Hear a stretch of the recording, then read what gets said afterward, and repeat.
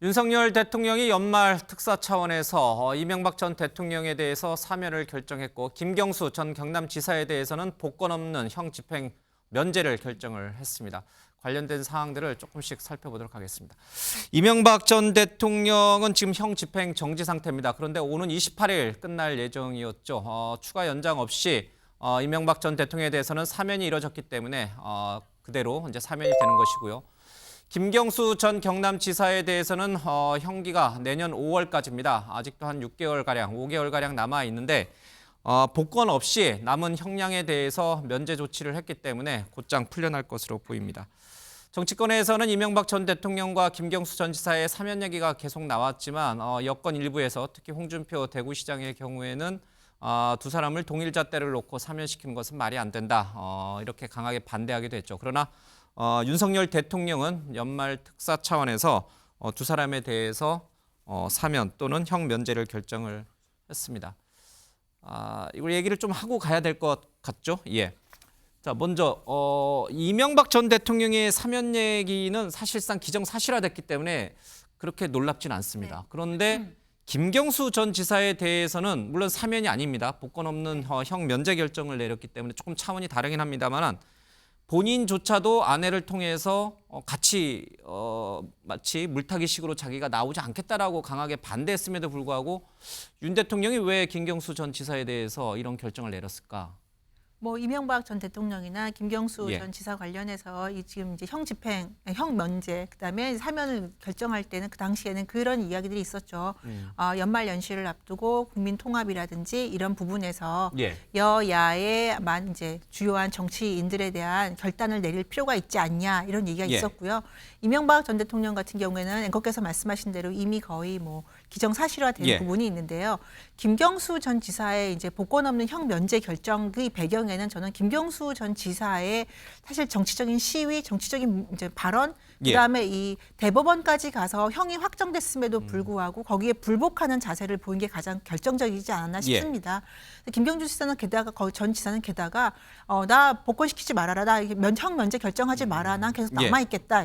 내가 정치적인 도구가 되지 않겠다라고 얘기를 했는데 사실은 이를 통해서 자신의 정치적인 입지를 더 강화시키고 지지층에게 더 많은 호응을 얻기 위한 그런 정치적 수사였다라는 비판을 받지 않았습니까?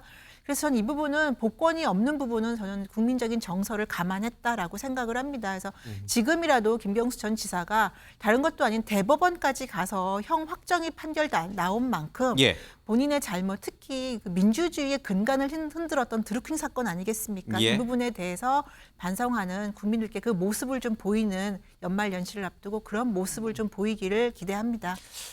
어떻게 될 것 같습니까? 이명박 전 대통령 사면에 들러리가 되고 싶지 않다라고 해서 거부하겠다라는, 그래서 여권 일각에서는 김경수 전 지사가 무슨 양심수냐 이런 이제 비판도 있었어요. 자, 어쨌든 그 의사와는 무관하게 윤석열 대통령은 이 형 면제 결정을 내렸는데 안 받아들일 수는 없는 거 아니에요? 형이 이제 면제가 됐으니까 나가야죠. 교도관들이 내보낼 거 아니에요? 그렇죠? 안 예. 나간다고 버틸 수는 없는 거 아니에요? 28일 날 나오겠죠. 예. 나올 수밖에 없는 상황이 됐고요. 저는 그 윤석열 정부 법무부가 대단히 정치적인 결정을 내렸다. 지금 오히려? 이재명 그렇죠. 이재명 대표에 대한 소환장을 보내지 않았습니까? 예. 검찰에서 이재명 대표에 대한 소환장을 보내면서 동시에 김경수 지사를 풀어준 거거든요. 병주고 약줬다 이 뜻인가요? 뭐 그런 것도 있고요. 또 다른 측면에서는 민주당 내부의 분열을 더 촉진시키기 위한 그런 정치적 의도가 포함되어 있는 거 아니냐. 왜냐하면요. 제가 취재를 해보니까 실제로 이제 소환장이 오기 전과 후가 분위기가 많이 다릅니다. 그러니까 그 전까지는 그래도 우리 당 안에서 어떻게든 이재명 대표를 보호하면서 사법 리스크를 막고 같이 싸워야 된다라는 분위기가 있었지만 지금은 많이 흔들리는 분위기가 있는 게 사실이에요. 이게 뭐 친명 비명 나눠져서 그렇다기보다는 의원 개개인들을 통화를 해보면 전부 이거 좀 많이 걱정이 된다. 앞으로 어떻게 해야 되느냐. 리더십이 흔들리면 안 되는데 이런 걱정들을 하고 있거든요. 그 상황에서 김경수 전 지사가 풀려나게 되면 아무래도 친문을 중심으로 한 이제 정치의 구심이 될 수 있는 것이고요. 실제 본인이 출마는 못한다 하더라도 상당한 정치적 영향력을 발휘할 수 있게 된다. 저는 민주당 분열을 위한 그런 정치적 판단이 포함되지 않고서야 본인이 원하지도 않는데 불원서까지 냈는데 부인을 통해서 페이스북에 게재까지 했는데 나가세요라고 한 것은 상당한 정치적 의도가 있다 이렇게 보입니다. 야권의 분열을 초래할 수도 있습니까? 이 문제로 인해서? 근데 저는 그렇게 보지는 않습니다. 예, 왜냐하면 김경수 전 그러니까 지사의 풀려난다고 해서 성정이 좋아할 건 아니잖아요. 친문계에서. 그러니까 그러니까 이제 환영할 건 아니잖아요. 이게 대통령의 조치에 대해서 이번 조치에 대해서 그러니까 저는 고마워하지는 않을 거 아니에요. 대통령 조치. 그렇죠. 대통령의 조치에 대해서 당연히 고마워하지 않고 원하지 않는 것을 해준 정치적 의도에 대해서는 따져볼 것이고요. 그럼에도 불구하고 어찌됐든 28일 날 석방이 돼서 나오면 친문을 중심으로 한 민주당 인사들이 환영은 하겠죠. 예. 그리고 양산이죠. 양산에도 가고 그리고 또 봉화마을도 가고 이러면서 그동안 만나지 못했던 사람들을 만나고 또 경남에 가서 인사도 하고 뭐 그러면서 다양한 형태의 정치적 보폭은 늘리겠지만 신문의 구심점으로 예. 등장할 것이다. 아니 그렇긴 하지만 지금 당장 어찌됐든 이재명 대표가 굉장히 정치적으로 위기에 빠졌는데 내가 대안이다라고 하면서 나올 사람은 아니라는 겁니다. 알겠습니다. 근데 중요한 것은 복권 없는 형 면제 결정이에요. 그렇죠? 복권을 하지 않는다는 얘기는 시키지 않는다는 얘기는 다음 대선에 나올 수 없다라는 뜻이 되는 거잖아요. 일각에서는 김경수 전 지사가 사면 복권되면 한동훈 장관과 맞설 수 있는 야권의 대선 주자로 급부상할 거다 이런 관측도 있었는데 한동훈 법무부 장관 입장에서는 그게 부담스러워서 그러면 복권은 빼고 형 면제 결정만 한 거냐? 이제 그러니까 유치하게 이제 이렇게 생각하시는 분들이 진짜 있어요 주변에. 그 생각은 어떠세요? 그렇게 뭐 해석을 억지로 하자면 권장보다 한동훈 장관. 가능한 얘기인데 아까 저 장윤성 기자님 말씀하신 대로 만약에 야권의 분열을 획책하려고 뭔가 사면 또는 복권을 시도를 하려고 했다면 복권까지 했을 거예요. 예. 그러면 정치활동 가능하고 다음 총선도 나올 수 있고 다다음 총선도 나올 수 있고 다음 대선도 나올 수 있는 겁니다. 한동훈 장관이 그렇잖아요. 불안해. 아니요. 이제 민주당 입장에서 볼 때 그런 거고. 예. 예를 들어서 저희가 대선 후보 하나를 민주당 쪽에 대선 후보 하나를 예를 들어서 출마를 못 시키기 위해서 복권을 안 한다?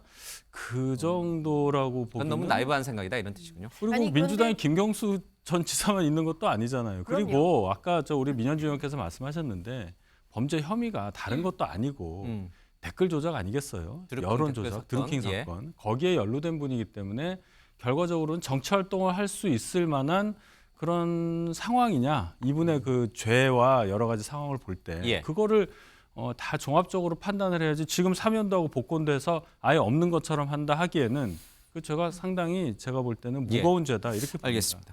민주당에서는 논평을 내놓기가 참 어려울 수도 있겠다, 애매모호할 수도 있겠다 이런 생각이 듭니다. 그 대변인이 논평을 어떻게 내놔야 될까요? 근데 이게 지금 이제 뭐 예. 김경수 전 지사에 대해서 뭐 드루킹 얘기하는데 본인은 여전히 그 혐의를 인정하지 않고 있죠. 근데 이건 대법원 판결이 났으니까. 예. 근데 이명박 대통령도 물론 마찬가지로 대법원 판결이 났습니다. 예. 근데 그 혐의 자체가 횡령과 뇌물수수입니다. 근데 이명박 대통령 그리고 17년형을 받았죠. 예. 지금 2년을 살았는데 그 15년을 이제 면제해주면서 사면 복권을 시켜줬습니다. 근데 이제 내년 5월이면 끝나는 김경수 전 지사하고 이렇게 등치가 될 수 있는지 15년과 5개월이 어떻게 같은 것이냐. 저는 뭐 상식적으로 그렇지 않고요. 예.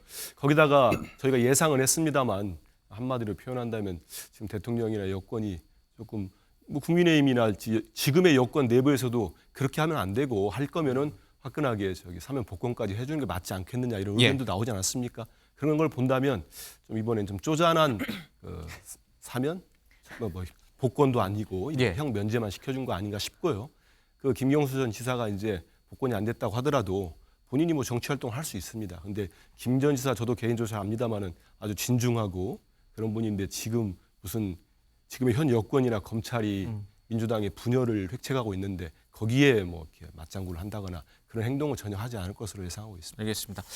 근데 제가 한 가지만 좀 보태면 이명박 전 대통령의 경우에는 벌금 150억이 있잖아요. 예. 이것도 이제 면제가 되는 거 아니겠습니까?